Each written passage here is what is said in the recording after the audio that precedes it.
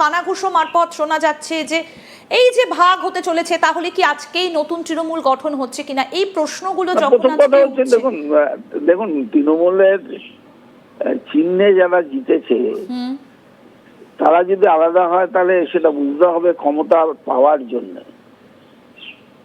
এটা নয় যে তারা নীতির জন্য করছে। নীতির জন্য করলে তারা দলের মধ্যে থেকেই পরিবর্তন আনতে পারতেন।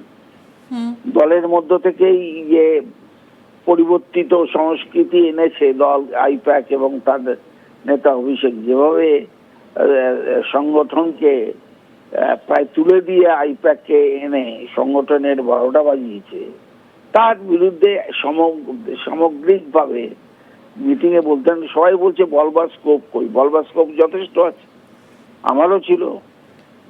বলুন, বলতে গেলে পরবর্তীকালে বিপদে পড়তে হয়।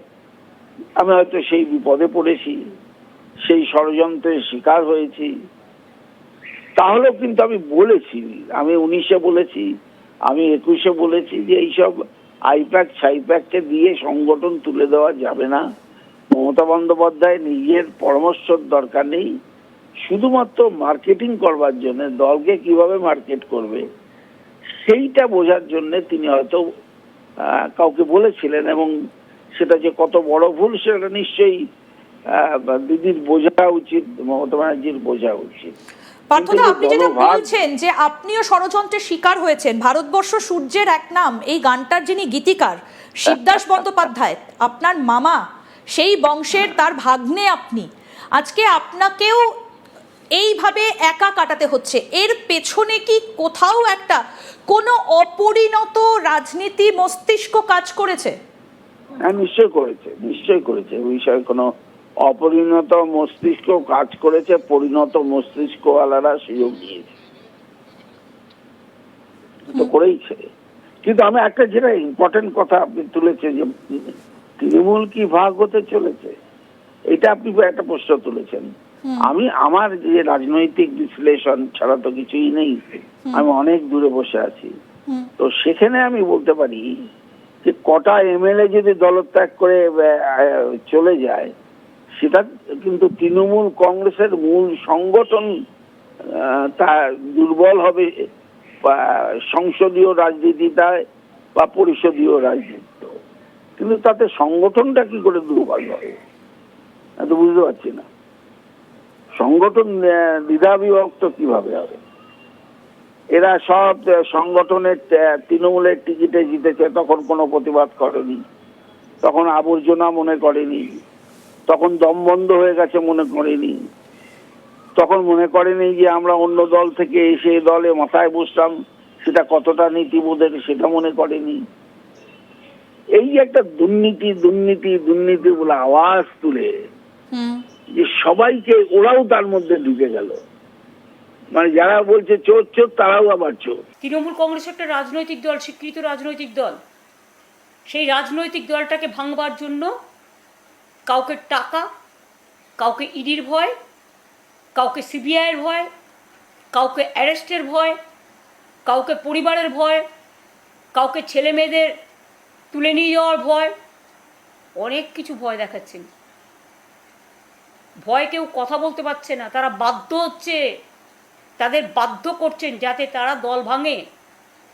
মনে রাখবেন, আজকে আপনাদের সুদিন আছে, আপনাদের গভর্নমেন্ট চলবে তো আগামী দিন, নিজেরাই ঠিক করে নিন। এইরকম একটা পরিস্থিতি সৃষ্টি করেছে, সেটা গণতন্ত্রের পক্ষে সুখদায়ক নয় এবং এটা শুভ লক্ষণ নয়। যারা করছে বাচ্চা ছেলেরা একবার প্রথম হয়ে দাঁড়িয়ে ভাবছে। এই যে আপনি বলছেন যে বাচ্চা ছেলে, যে কথাটা পার্থদা আপনি যেটা বলছেন বাচ্চা ছেলে, কোথাও গিয়ে কি মনে হয় যে এদের কারোর মস্তিষ্ক প্রসূত কোনো বক্তব্য, কোনো চিন্তাধারা, সেটাই আজকে দলটাকে এতটা বিপদের মুখে ঠেলে দিল? না, এটা তো ঘটনা, এটা বলার অপেক্ষা রাখে, বলার অপেক্ষা রাখে। তাহলে কি শেষ পর্যন্ত দলনেত্রী রাষ্ট্রটা রাখতে পারলেন না, নিজের হাতে রাষ্ট্রটা রাখতে পারলেন না? সেটা তো দেখাই যাচ্ছে যে রাশ চলে গেছে আইপ্যাকের কাছে। ঘোড়ার যদি দুটো দড়ি হয়, ঘোড়া কোন দিকে যাবে বুঝতেই পারে না। তাই হয়েছে, জনতাও বুঝতে পারেনি। জনতা দেখেছে মমতা বন্দ্যোপাধ্যায়কে হেঁটে হেঁটে যেতে, হেঁটে হেঁটে মানুষের পাশে যেতে, বিপদে পড়লে তার পাশে দাঁড়াতে, কর্মীদের পাশে দাঁড়াতে, হকারদের পাশে দাঁড়াতে, সংখ্যালঘু সম্প্রদায়ের পাশে দাঁড়াতে, সংখ্যাগুরু সম্প্রদায়ের পাশে দাঁড়াতে।